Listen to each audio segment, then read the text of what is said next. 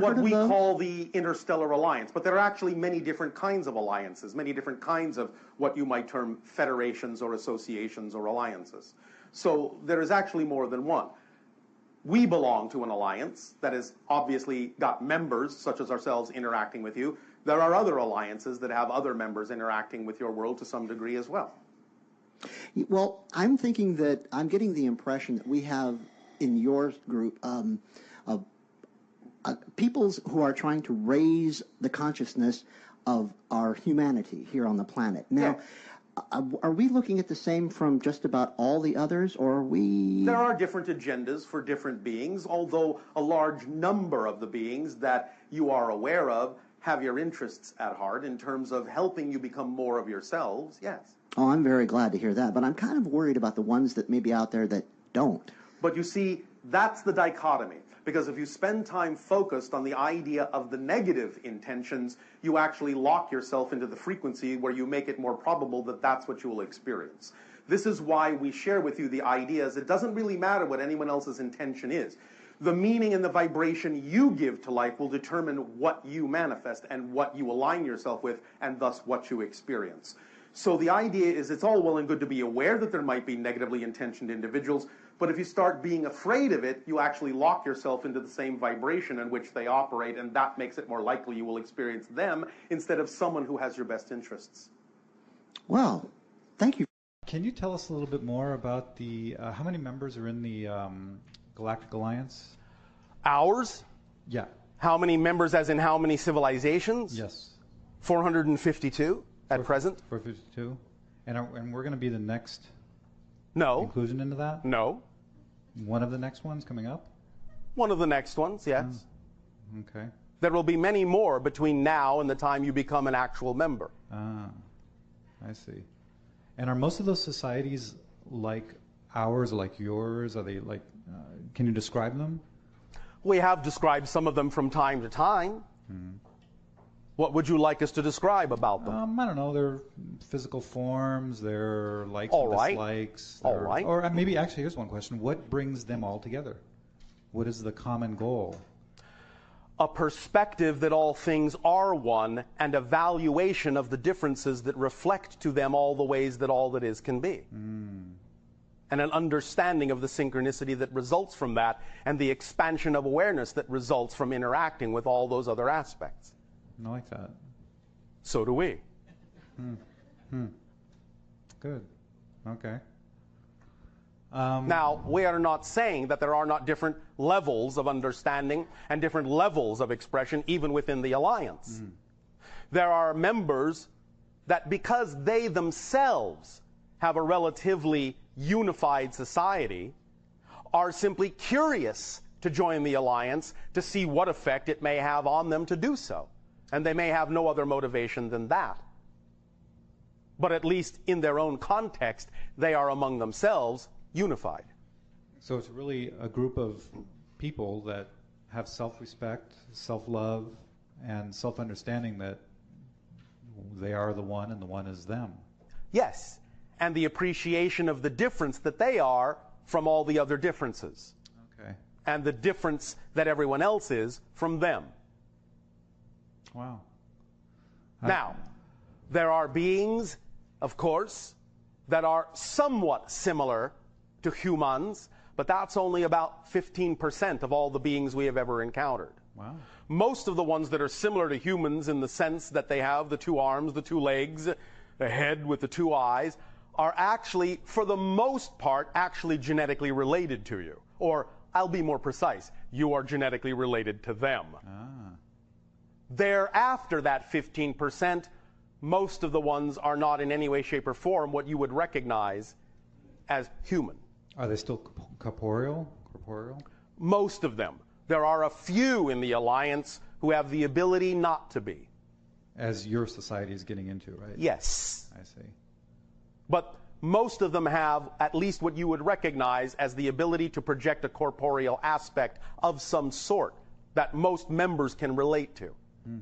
But for some, that's just a projection of convenience.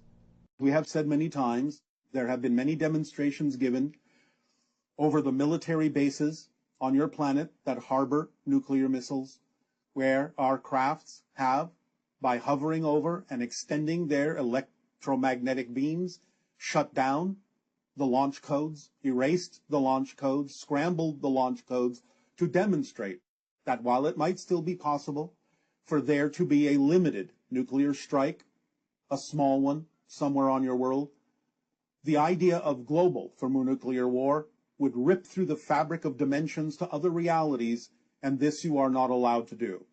So this will be prevented on a larger scale, even though smaller scales that will not have that effect interdimensionally can still be allowed, because you still have to make up your own minds about what you wish to experience on your world. But the larger expression of it, yes, is not allowed and will be prevented. What makes us special as human race compared to other members of Interstellar Alliance? Why did you decide to pick us specifically to be a member of the Interstellar Alliance? And at what point in our history and why was that decided? You are our ancestors. We are literally genetically connected to you. We are family.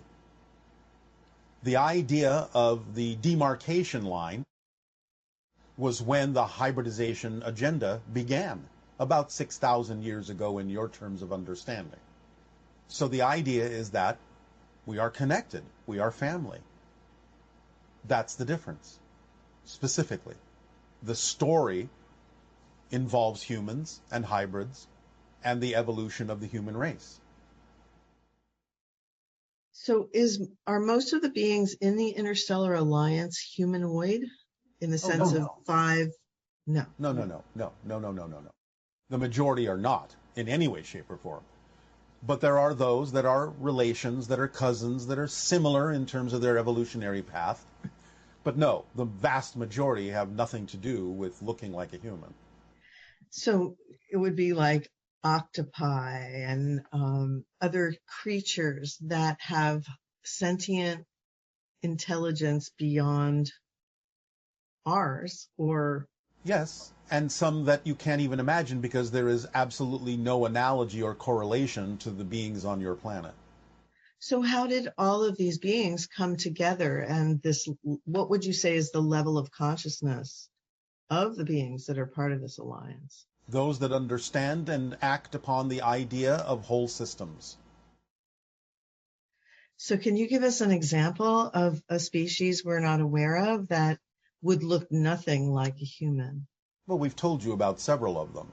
We told you about the ones that exist almost like spheres that roll around on the inside of a bubble in liquid space. We've told you about that. That's nothing like a human. Yes? Yes. We will go into different varieties of extraterrestrials that are non-human at another time in another transmission. It almost seems like there's some sort of an organizing body that would then create the ability for all these different types of beings to be able to connect in. As we have told you in the formula, the natural result of following it and understanding whole systems is the organizing principle of synchronicity. Therefore, synchronicity is the organizing mechanism that brings all of these beings together. Absolutely fascinating. So our little corner of the reality where we have humanoid types that we're interacting with, essentially, as our first contact experiences. Yes. Will make it a smoother transition for many of you because it's something relatively familiar.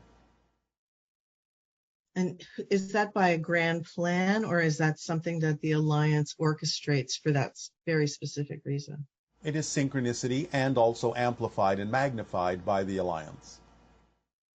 So something happens when all these consciousnesses join together and form this alliance? Oh, yes.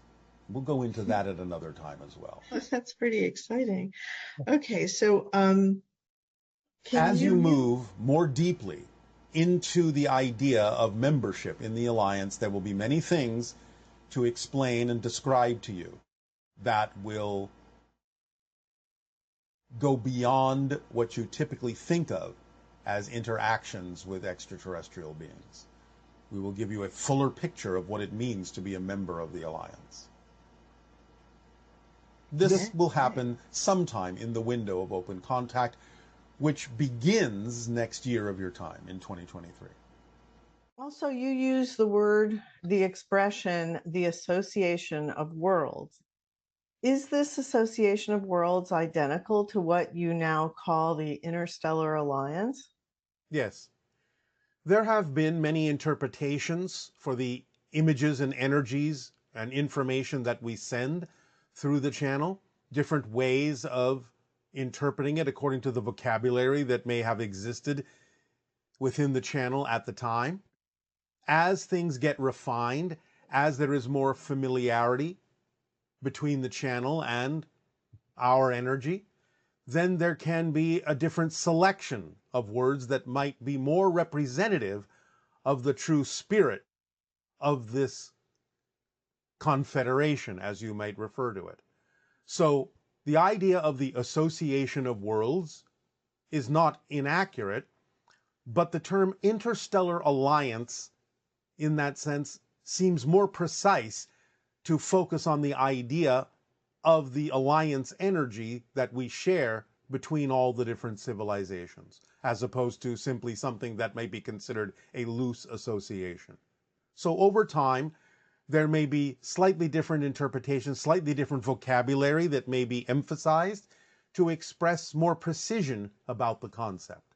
But Interstellar Alliance will do and is representative of the connections that all the civilizations have agreed to have. And the concept of crime amongst members of the Interstellar Alliance? Not amongst members of the Interstellar Alliance, no. There are other civilizations that have some similar patterns that you experience on Earth, that may experience such things in their own way, but it doesn't usually stretch out among the stars, because it takes a certain state of being to become intergalactically mature enough to actually join an alliance like ours. So it becomes senseless at a certain point when you realize the magnitude of even your own single universe and the plenty that exists within it that you can access for all. So remember that the idea of those struggles and battles and wars and crimes usually stem from a sense of lack. But when you come out into the universe, the abundance that's available to you is clear. And therefore, you never receive, once you're out here, any kind of a sense of lack. Only a sense of connection. Only a sense of abundance. It's so interesting, so many of our movies, are focused on this idea of conflict in space. Yes. And that's just because we're still in that predatory stage. Now, such things can exist within a solar system, because that's still your backyard, that's still your territory. And there have, in the ancient Orion days of suppression and oppression among certain kinds of star systems, allowed it to stretch to a few different neighboring stars. But it doesn't really, again, go much further than that. That's actually relatively rare, and the Orion systems issue is relatively unique. When you make agreements with other civilizations in the Alliance to perform services for each other, yes. What are some of the most unique services that you've had to perform for each other? One of the most unique services that we have performed for other civilizations is creating an energy field in our civilization that allows them to create a temporary body in our civilization to experience our civilization temporarily. Thus, then, when they are done with that experience, they simply pop out, retract their consciousness, and the body dissipates back into energy. Thus, then, they do not have to have what you call a full incarnation. They can have a true physical temporary surrogate experience in one of our forms to experience the sensations of our reality without that full incarnational cycle. Also, when you help bring other civilizations into the Alliance besides us, what are some of the contact methods that you use with them? Because I imagine that their situation is probably very different than ours. Oh, yes, of course. There are many different contact methods per se.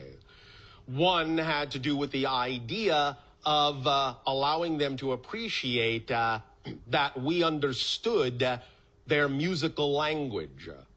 And in that sense, by replicating their musical language, they were willing to communicate. Do you understand? Yes. That was their sole criteria for allowing connection to other civilizations. That you had to comprehend and, in a sense, repeat back or reflect back very specific tonalities in their musical language for them to understand that a true connection existed. Without that tonal reflection, they have a belief system that says that connection is not appropriate at that timing. Kind of like with us, we have to see you first before we believe that you're there. Well, not exactly in that expression. More the idea that we have to understand and experience that there is a piece of us in you before we will know that you know we are all connected. So if you are operating on that level, you will be able to show us that you're operating on that level by reflecting back to us the piece of us that exists within you. And when we see that reflection, we will know that you know we are all connected, and we will feel, in a sense, appropriate in strengthening the connection from that point forward. But without that reflection, they do not allow themselves to form a solid connection to that civilization. Okay, and for those civilizations that you've already brought over, Yes. what was their initial reaction to the first physical contact with you? Well, certainly they don't have all the same reaction. You understand? Right. It depends not only on a civilization by civilization basis, it often sometimes depends on the individuals that are first contacted and how they relate to their civilization. But generally speaking, open contact does not really occur until there is at least some measure of coherency and cohesiveness in that civilization. Thus then, even though there are a variety of ways that individual civilizations may respond to first contact, we only make that contact when we now know that the response will generally be positive and beneficial for the entire civilization. Nevertheless, one example of open contact was all individuals in that civilization all at once lying down on the ground facing skyward. This was their way of acting as intermediaries between their planet and the sky. It was their symbol for connecting what you would call heaven and earth. So when we appeared and they recognized that the timing had come for them to connect to beings from the stars, they all lay down on their backs and looked up at the sky as an expression of gratitude and thanks and readiness for acting as intermediaries between their world and the stars.